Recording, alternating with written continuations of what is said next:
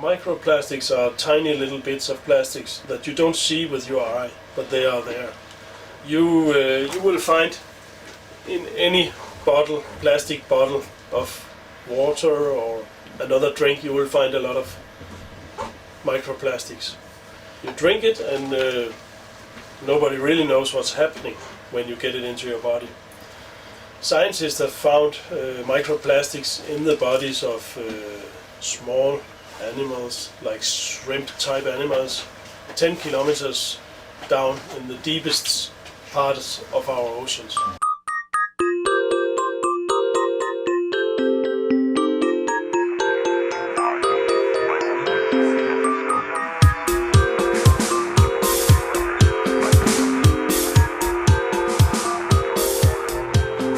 Hello, I'm Sylvia Varutov. Welcome to Enviro Station. This is a new project about the environment, about the future, and how these two topics are related. Global warming, increasing wind gusts, air and sound pollution, plastics, world food supplies, and future ideas. We will cover issues from both sides of the fence. We'll feature ways you can reinforce your home against the dangerous realities of nature and the environment. Be sure to watch our new show about the environment and the future. I'm Sylvia Varutov, and this is Enviro Station. So, hello everyone, and welcome to the first episode of Enviro Station 257. Today we will be talking about plastics. Plastic is an incredible invention that has shaped our lives in so many different ways. From computers to space vehicles to shopping bags to bottled water, plastic is all around us. So today we are visiting two professional divers, Jan Christensen in Sweden and Gustav Han Fredriksson in Denmark. So hi, would you guys be able to tell our audience a little bit about who you are and what it is that you do? Hi everybody, I am Gustav from Denmark, and I'm an engineer, professional engineer, and then I'm also a diver, and I have a diving vessel, diving mostly around in Denmark, but also in Sweden. Hi everybody, I'm Jan from Sweden. I'm working in construction, but I've been working for a couple of years in diving, and been diving all my life. So what is happening in regards to plastics underwater? Can you tell us a little bit about the issues that you are seeing? Okay, talking about plastics in the ocean, maybe we should start a little earlier. Like, if you see, the problem with plastic in nature in general is that 250 years ago, if you had some garbage, something that you needed to throw out, you just could throw it in nature. It would be made out of wood, it would be made out of leather, it would be made out of materials that come from nature. But in the latest, like 50 or maybe 100 years, we have invented plastics that are oil-based. And the oil-based plastics, it's a completely different way they act when it gets into the nature, because they are not being decomposed in the same way as natural materials. So some kinds of plastics are maybe decomposed in 300 years or 500 years. And the amounts of plastics that we produce and that we have to throw out are so enormous that nature will never be able to handle these amounts of plastics. And another fact is that when you talk about decomposing plastics, maybe the plastic will disappear for your eye, but most of plastics will be decomposed into what we call microplastics, which are only just smaller parts of plastics that are still out there in the ecosystems, in the fish, in the very small animals living in nature, and it's not gone just because we cannot see it. Right, so is there an estimation that you could give us about how much plastic there is in the ocean? And apparently there's like a large floating island of garbage and bottled water in somewhere in the Pacific. Is that something that's possible or that you have seen? I've never seen it in person, but there's no doubt about that we have a big pile of plastic in the Pacific Ocean, and that island of plastic is floating. But as a diver, you know that one thing is what you can see on the surface of the water, but you have 3/4 of the earth covered with water.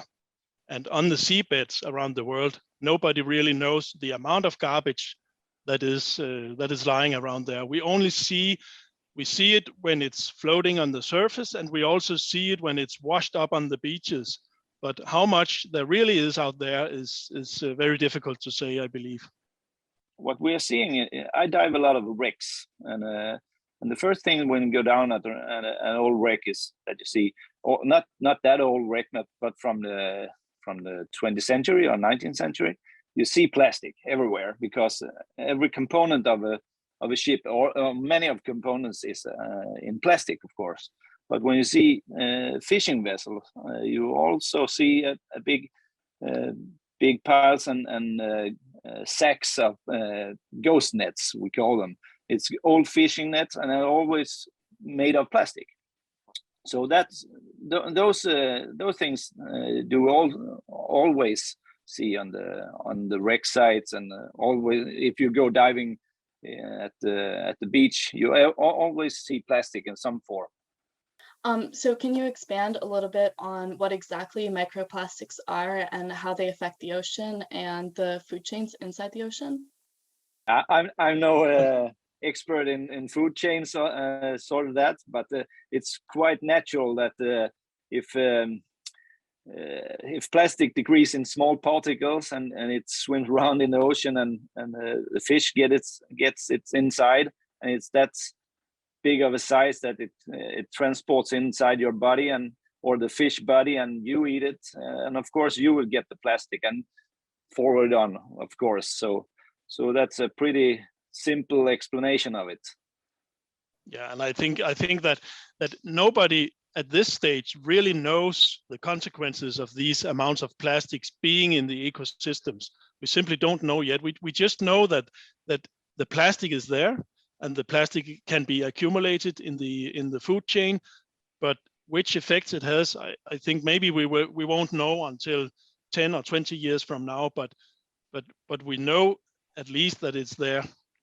And is there any specific way that microplastics could be reduced, or the amount of microplastics in the ocean could be reduced? Anything that we could be doing to reduce the microplastics?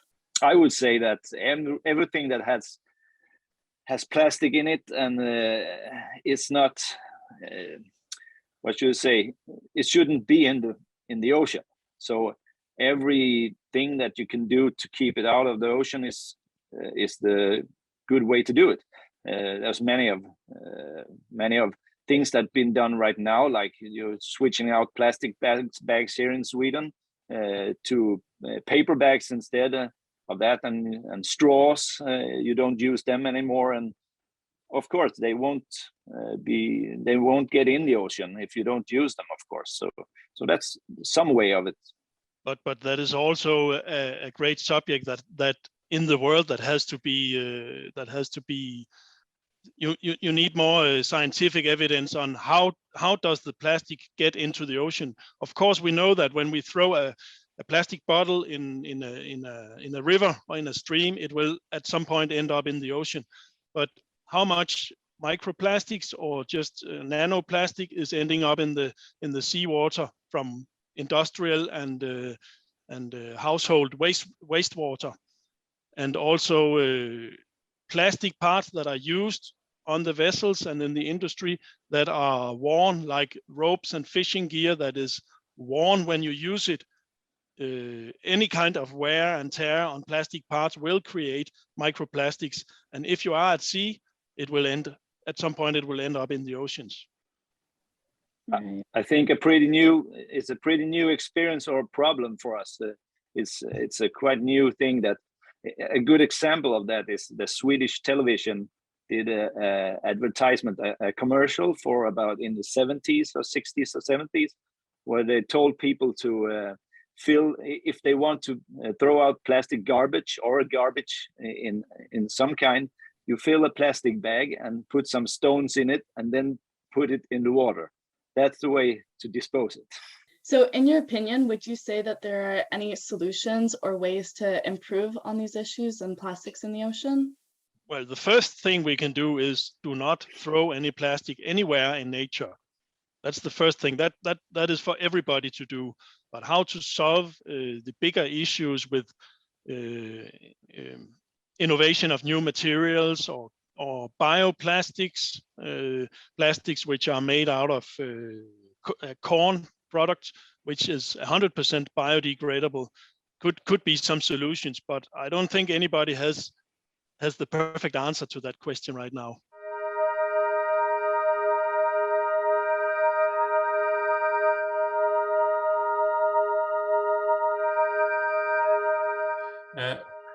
Cigarette filters. Every cigarette filter you threw on the ground will finally go to the oceans due to the water drain system we have, at least in Sweden and in Denmark. And the filter itself, it's made by plastic. And the decomposition time is around 100 years. And it also contains poison from the tar you don't want to have in your lung. And a university in San Diego did some experiment with fish and filters. And if you put one filter, used filter in 1 liter of water, 50% of the fish will die. So it's a lot of plastic and it's a lot of poison that goes to the ocean from using cigarettes and throwing cigarettes on the ground. And in Sweden, this year, the police can give people a fine if they drop a cigarette filter on the ground, which is good. And remember how many cigarettes is consumed in the world? Billions and billions and billions. So that's a difficult issue. I think personally, a growing concern in my generation is that is the question of whether or not it's too late to act on these problems, to try and find solutions for them. Do you think that would be too late, or there's still hope that there's definitely changes that can be made? There's always hope, and it is never too late to do anything about something like this. Never. I agree. It's never too late. It's good time to start now. Awesome. Thank you so much for your time, Jan and Gustav. And thank you everyone for watching. This has been Enviro Station 257.